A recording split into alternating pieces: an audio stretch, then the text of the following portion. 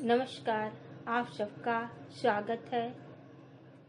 Doctor Munni कुमारी, मरवाड़ी महाविद्यालय, रांची, हिंदी विभाग। आज मैं तुलसीदास जी द्वारा रचित कवितावली पद का दूसरा भाग से चर्चा कर रही हूँ।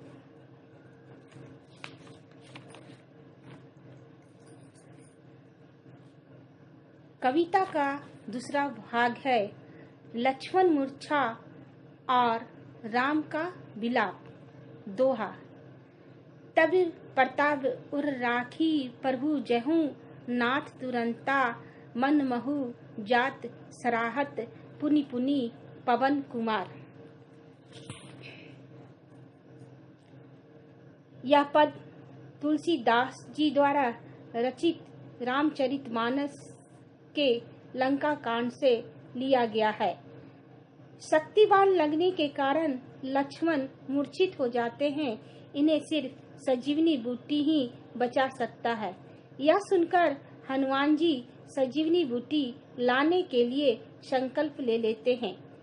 सुषेण वैद्य की बातें सुनकर और राम के प्रताप को जानकर हनुमान ने मन ही मन प्रण किया कि मैं बूटी लेने तो अवश्य जाऊंगा।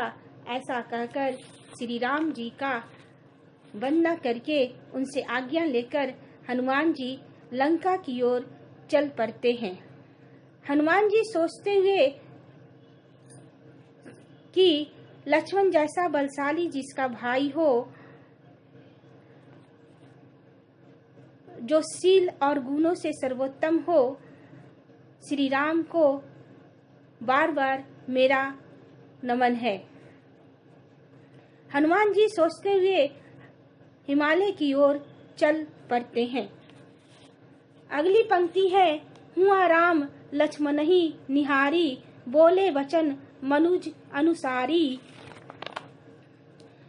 जो जनतेऊ बन बंधु बिछोहू, पीतु वचन मनतेहु नहीं ओहू।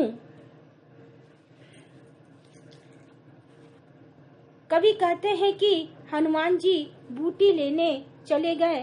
राम ने लक्ष्मण को देखा और आम मनुष्यों की तरह बोलने लगे। आधी रात बीतने के बाद भी हनुमान जी का अभी तक पता नहीं है। इतना कहकर राम लक्ष्मण को उठाकर हृदय से लगा लेता है और रोने लगते हैं। राम बोले, हे भाई, तुम अपने होते हुए मुझे कभी भी दुखी ना देख सका। तुम्हारा स्वभाव सदा से कोमल और मृदु रहा है। तुमने मेरे हित के लिए अपने माता पिता को त्याग दिया और जंगल में रहकर आंधी तूफान के कष्टों को सहते रहे। ओ प्रिय भाई लक्ष्मण, तुम्हारा पहले जैसा प्रेम कहाँ है? तुम मेरे व्याकुलता वचन सुनकर उठते क्यों नहीं? यदि मुझे पता होता कि मुझे वन में अपने भाई से बिछुड़ना पड़ेगा तो मैं अपने पिता के वचन मानने से इनकार कर देता और वन में ना जाता। अगली पंक्ति है सुतबित नारी भवन परिवारा, होही जाही जग बारही बारा। बरु अपजस सतहु जग माही, नारी हानि विशेष क्षति नाही। लक्ष्मण को शक्तिवान लगने के कारण मूर्छित हो जाते हैं। इस दशा को देखकर राम शोक में डूब जाते हैं। राम विलाप करते हुए कह रहे हैं कि जिस व्यक्ति के पास पुत्र पुत्री स्त्री मकान धन और भरा पूरा परिवार हो, उनकी तो यह संसार बार बार वंदना करता है। यह संसार का सौभाग्यशाली व्यक्ति है। ऐसा विचार करके ही हे भाई, तुम जाग जाओ। संसार में सब कुछ मिल सकता है किंतु सगा भाई नहीं मिल सकता। हे भाई, मेरी दशा बिल्कुल दयनीय हो गई है। जिस प्रकार पंखों के बिना पक्षी हीन हो जाता है, मणि के बिना सांप हीन हो जाता है सूंड के बिना हाथी की जो दशा होती है वही दशा अब मेरी हो रही है। मेरा ऐसा भाग्य कहाँ जो तुम जीवित हो जाओ और मैं प्रसन्न हो जाऊं। हे भाई, अब मैं अवध कौन सा मुंह लेकर जाऊंगा? किस मुंह से तुम्हारे मरने की सूचना दूंगा? लोग कहेंगे कि भाई ने एक स्त्री के लिए सगे भाई को खो दिया है। यह निंदा को मैं कैसे सहन कर पाऊंगा? अगली पंक्ति है, अब अपलोकू शोकू सुत तोड़ा सही निठुर कठोर उर मोरा उमा एक अखंड रघुराई नर गति भगत कृपाल दिखाई।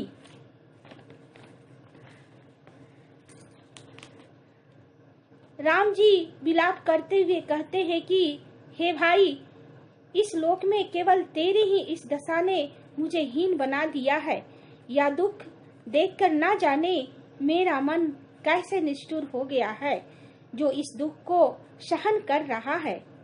हे लक्ष्मण, तुम तो जो माता के इकलौते पुत्र हो, तुम उसको जीवन रेखा और आधार हो। यदि तुम्हें कुछ हो गया तो तुम्हारी माता शोक से मर जाएगी। उसने मुझे मेरे हाथों में तेरा हाथ देकर सौंपा था कि हर प्रकार से तुम ख्याल रखना। अब मैं उस माता को क्या जवाब दूंगा? हे भाई, तुम उठो, मुझे इस बात का समझा दो। यह सोचकर राम जी विलाप करने लगते हैं। कवि कहते हैं कि दूसरों को चिंता दूर करने वाले स्वयं चिंता में डूबे हुए हैं। उनकी कमल जैसे आंखों से आंसू बह रहा है। कहते हैं कि उमा शिव जी श्री राम तो अखंड है। उन्होंने नर लीला दिखाकर लोगों में भाई प्रेम का अद्भुत संदेश दिया है। सोरठा। प्रभु प्रलाप सुनी कान बिकल भय वानर निकर आई गऊ हनुमान जिमी करुणा महावीर रस। जब राम शोक में डूबे हुए हैं तभी संजीवनी बूटी लाने की सूचना मिलती है। श्री राम को प्रलाप सुनकर सभी वानरों ने दशा विकट हो गई। वे सभी सोचने लगे अब क्या होगा। सभी वानरों ने अपने कानों से श्री राम को जोर जोर से विलाप करते हुए सुना। इतने में हनुमान जी आ गए। उनके आने की सूचना मिलते ही ऐसा प्रतीत हुआ मानो करुण रस में वीर रस में बदल गया हो। अगली पंक्ति है, हर्षी राम भेटहूँ हनुमाना अति कृतज्ञ प्रभु परम सुजाना व्याकुल कुंभकर्ण पही आबा विविध जतन करी तही जगाबा।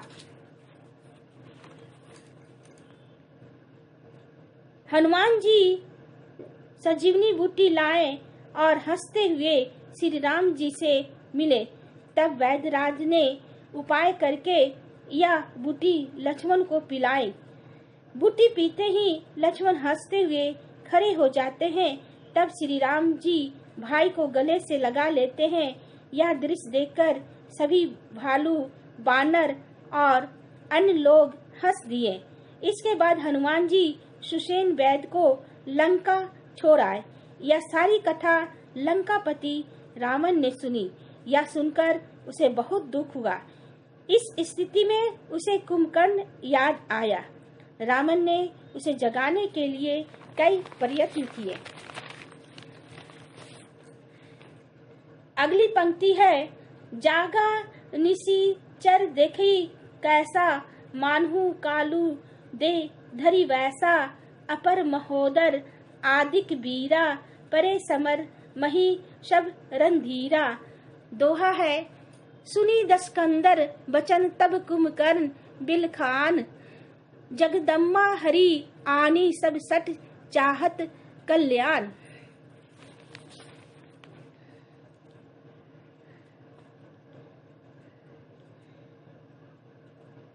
कवि कहते हैं कि काफी कोशिश के बाद कुंभकर्ण जाग गया तो ऐसा लग रहा था कि मानो साक्षात यमराज ने रूप धारण कर लिया हो। तब कुंभकर्ण ने रावण से पूछा कि हे भाई, तुम किस चिंता में डूबे हो। ये बातें रावण ने सारी कथा कुंभकर्ण को सुनाई कि किस प्रकार सीता को अपहरण कर लिया था। तब हनुमान ने सभी राक्षस को मार डाले। रावण के इन वचनों को सुनकर कुंभकर्ण कहने लगे, हे भाई, आपने साक्षात जगदम्बा को हरण किया है। ऐसा दुष्ट कार्य करके आप अब कल्याण की बातें सोचते हो, अर्थात गलत कार्य करके व्यक्ति को अच्छे फल की इच्छा नहीं करनी चाहिए। रावण द्वारा अपने भाई की सारी कथा कहना वास्तव में पश्चाताप हो रहा है। कुंभकर्ण द्वारा रावण को शिक्षा देना भ्रातृ प्रेम का सजीव उदाहरण दिया गया है। पूरे पद में अवधि भाषा, अनुप्रास अलंकार, रूपक अलंकार, उपमा अलंकार, उत्प्रेक्षा अलंकार और यमक अलंकार का प्रयोग किया गया है। कविता का संपूर्ण भाग समाप्त हो गई है। धन्यवाद।